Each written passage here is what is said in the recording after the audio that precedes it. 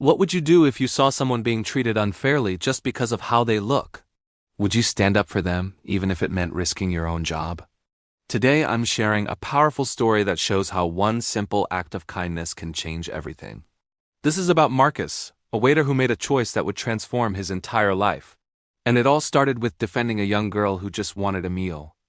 This story reminds us that doing the right thing always matters, even when no one seems to be watching. But here's the twist. Someone was watching, and that someone had the power to change Marcus's life forever. Marcus had been working at the Golden Palm restaurant for 3 years. This wasn't just any restaurant, it was the most expensive place in the city. Politicians, celebrities, and millionaires came here every night. The cheapest meal cost more than Marcus made in a week. But Marcus loved his job because he believed in treating every customer with respect. On this particular Tuesday evening, something unusual happened. A teenage girl walked through the front doors around 7 p.m. She looked about 16, maybe 17 years old.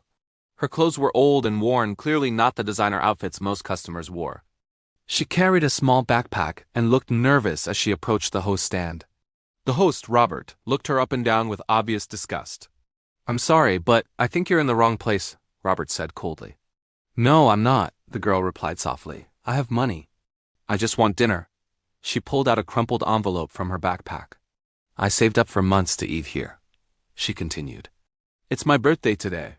Robert didn't even look at the money. "This restaurant has a dress code," he announced loudly.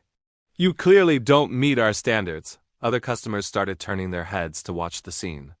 The girl's face turned red with embarrassment. "Please," she whispered. "I just want to sit somewhere quiet and have a nice meal." "I'm going to have to ask you to leave," Robert said, his voice getting louder. "You're making other customers uncomfortable." That's when Marcus stepped in. He had been watching from across the room and couldn't stay silent any longer. "Excuse me, Robert," Marcus said calmly. "Is there a problem here?" "Yes, Marcus." "I'm handling it," Robert replied sharply. Marcus looked at the young girl and saw tears forming in her eyes. "Ma'am, I'm Marcus." "Welcome to the Golden Palm," he said with a genuine smile. "I'd be happy to seat you at one of my tables." Robert grabbed Marcus's arm. "What are you doing?" "Look at her." "I'm looking at a customer who wants to have dinner," Marcus replied firmly. "That's my job, to serve customers." The restaurant had gone completely quiet now. Everyone was watching this confrontation unfold. Marcus gently guided the girl to a corner table away from the staring eyes. "Here's a nice quiet spot," he said kindly. "Take your time with the menu." The girl looked up at him with grateful eyes. "Thank you," she whispered. "Nobody has been this nice to me in a long time." Marcus brought her water and bread, treating her exactly like any other customer. She ordered a simple pasta dish, one of the cheaper options. But Marcus made sure the kitchen prepared it perfectly. When he brought out her food, she smiled for the first time that evening.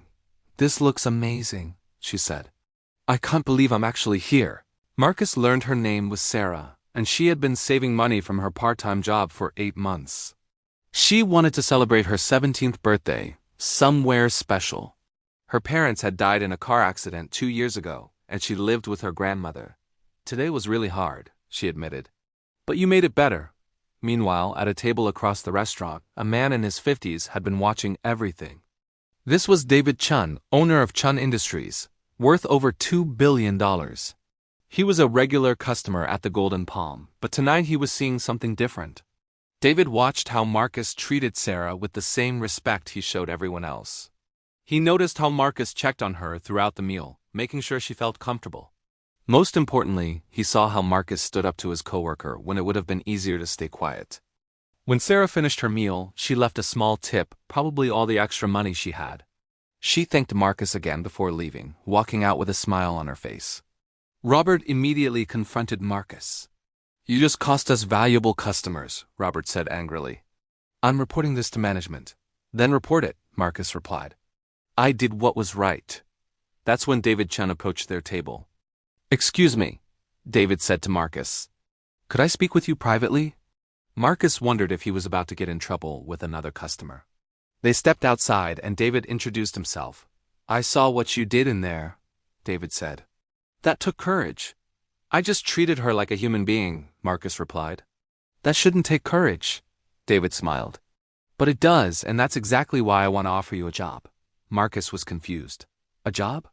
I own a company that manages 12 restaurants and 4 hotels, David explained.